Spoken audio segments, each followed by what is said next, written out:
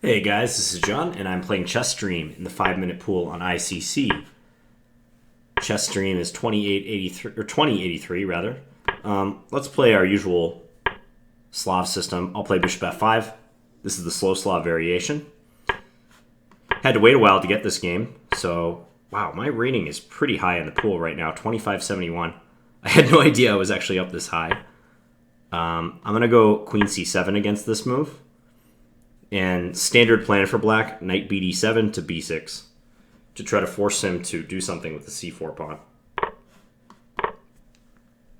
I am hitting the pawn on h2, but even though I'm attacking it with my rook and queen, I cannot take it because b7 would be hanging at the end. So he doesn't actually need to play h3 if he doesn't want to, but he chose to just do so. It makes sense. I mean, h3 is probably better than g3, I will say. Here I'm going to do this move, and I'm going to try to force him to do something with this pawn. If he advances, I'm fine just going back, knight bd7, and looking for pawn breaks like e5 or b6. He chooses to take. This is also a very valid way of playing.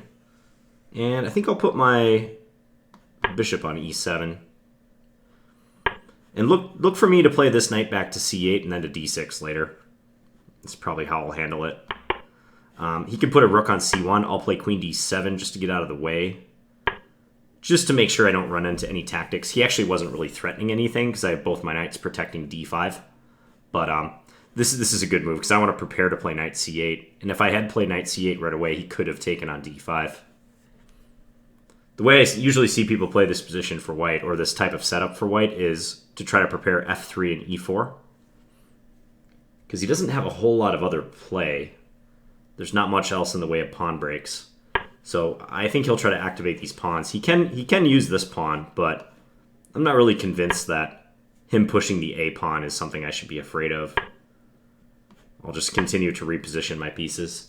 Because if he pushes all the way to a6, I think I have a nice choice. I'll probably play pawn b5 and try to sink my knight into c4. This is interesting what he's doing. So he's trying to use the c5 square. Well, I could put my knight into e4, one of my knights into e4. But, which one to do it with? Probably this one, actually. And then I might send this other one to f5, is what I'm thinking. Assuming he plays bishop e1. He's going to do this, okay. Well, I still like this move. So I'll do it. See if he'll trade with me. He may also play knight c5 if he wants to trade two sets of minor pieces.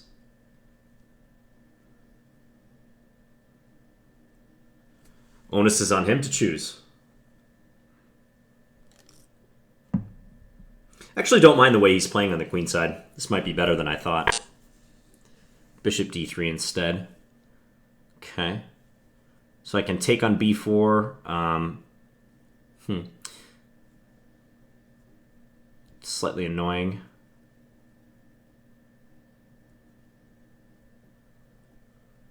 I hate to have to go back to d6 with one of my knights, but that might be the best way of playing this. Okay, let's just take first of all, and then decide how to proceed after that. Because his threat is just to take and then play knight c5. That's what he's up to. So let's just go back.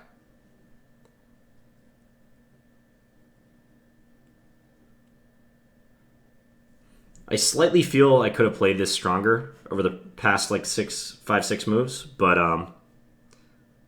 I think the position's still completely fine.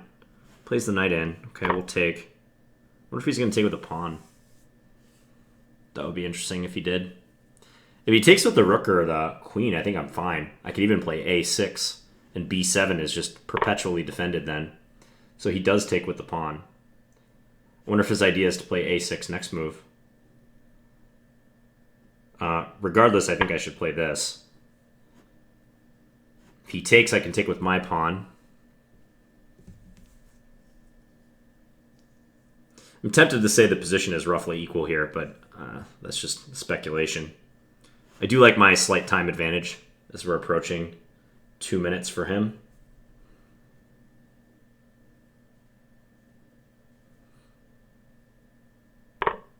He takes, okay. So he's looking to simplify. Just play a useful move. I wonder if I should play my rook into e4 right away or if I should wait on that. I can also play a6, but I'm not sure I want to make that move quite yet. Let's just postpone things. I'm going to double up and see what happens. I'm not going to play rook e4 yet. I think he's kind of waiting for me to play that move so he can swap.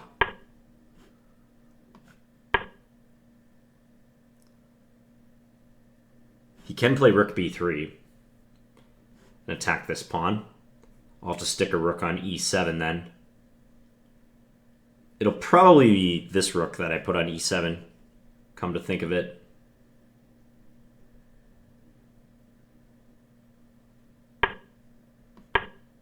Because if that other rook, I was slightly worried he was going to play a6.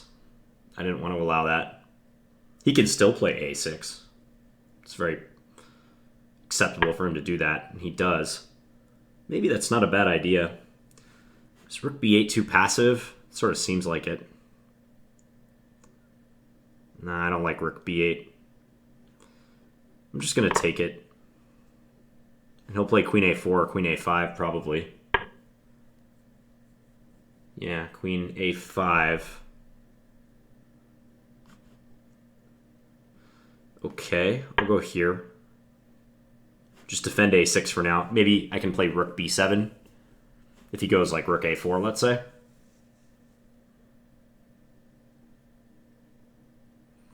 Rook a4, rook b7, take, take, take. If I take on b2 at the end, he takes c6. That's annoying. Yeah, I don't really like that.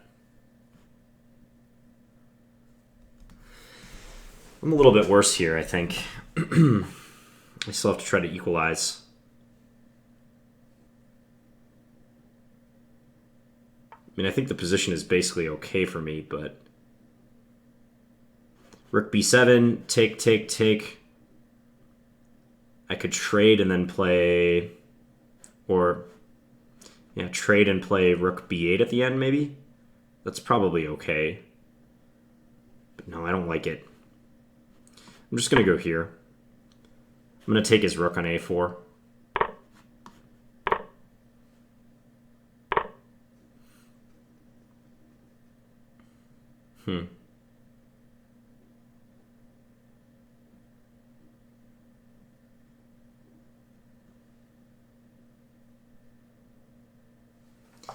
It's annoying though, you know? Okay, I'll go here. If he goes rook a6, I'm thinking I'll play d4, is my plan. And if he takes, I have rook e1 back ranker. He can play rook b7. He can do that.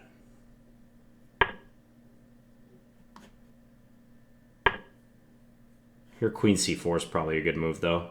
Well, maybe not.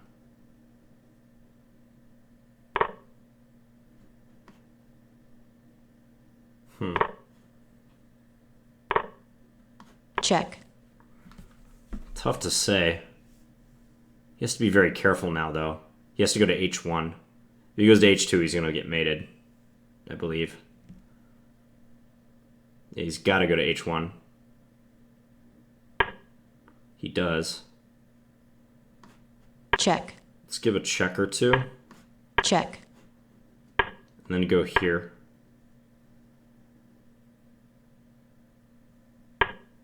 Let's give a check or two again. Check. Then go here. This is just playing with the time advantage. Volume 1. Okay, let's go here. Yeah. Yeah, at the end, it's drawish. It's very drawish. In fact, I probably should have just taken on b2, because here he has c6. But let's go back and have a look. So this is the Slow Slav, which is where black is able to liberate their bishop. Remember that this is okay to do against knight f3. If this knight were back on g1 and this knight were on c3, though, I wouldn't be doing this because there's too much pressure on d5, and he could capture and play queen b3. So I didn't want to do that. So this happens. Knight h4 is the main move. So is bishop g6. Bishop g6 is slightly more popular than bishop e4 and bishop g4, both of which are fine. Yeah, I think this is like a very standard sort of middle game that we got into for this line. I'm playing the knight to d7 and then to b6 in order to get him to do something with this pawn on c4, resolve the tension. And I take with the e pawn. Taking with the c pawn is sometimes possible. Here I didn't want to because I felt I was a little bit exposed on the c file. Also, I didn't want to give away the b5 square.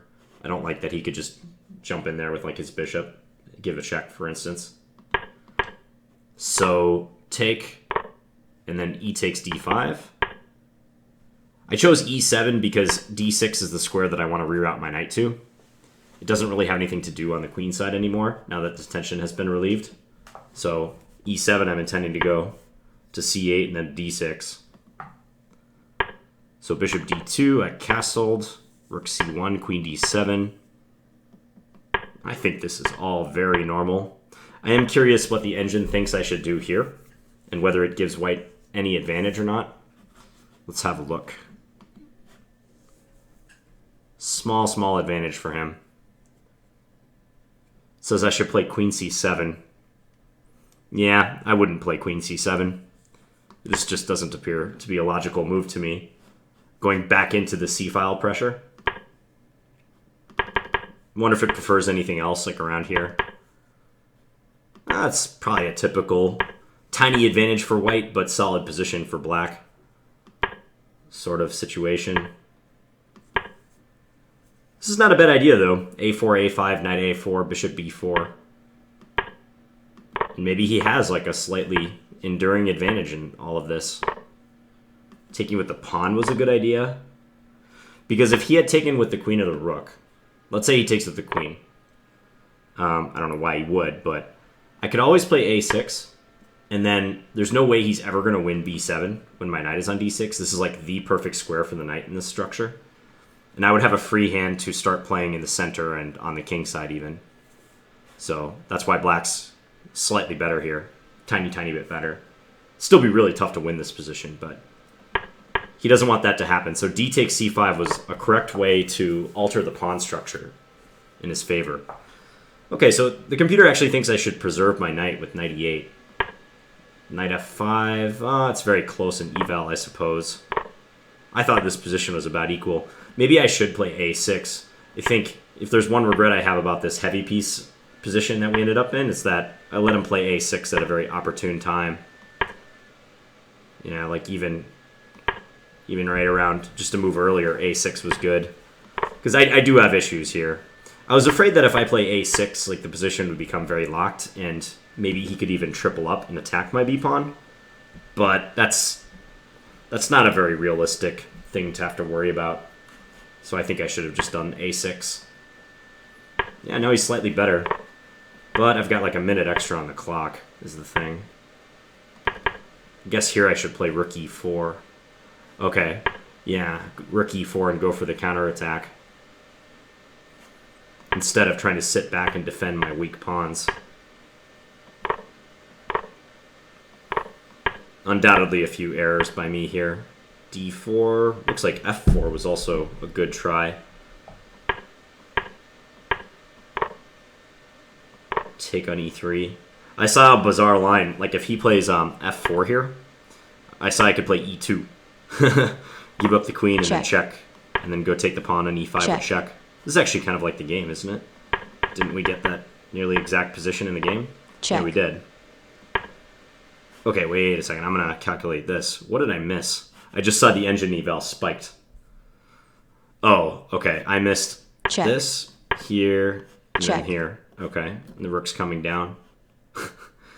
That's a pretty easy thing to see, or it should be. Yeah, so if he goes to h1 or g1, he gets rook e1 mated. And if g3, I just have rook e2 winning. Yeah, he'll either have to block with his queen and just lose, or plays king to the back rank and also lose. Queen c1. So, interesting. Can't believe I missed that. Check. I just kind of checked him. Like, I was playing mainly for the clock at this point, but... Check. Check. Just repeating once because he's in time pressure, doesn't really have a choice. Yeah, and otherwise... Yeah, and I should take on... If I were playing this OTB, I'm sure I would have just taken on b2 at the end, and he takes f5, and it's going to be a draw, most likely. But the clock was the way more important factor. He has 2 seconds left, so... Okay, hope you guys enjoyed this game. And with this most recent game, I'm just checking where I'm at, because I haven't looked at where I'm at on the best list for 5-minute very recently. Oh, I must be inactive on the 5-minute list. Otherwise, I would be appearing up there. Yeah, I've kind of gone into inactivity here, so I'll have to get that back. So, well, I hope you guys enjoyed this video, and please leave me any feedback in the comments. I'll be back tomorrow with another Blitz game. Thanks for watching, guys.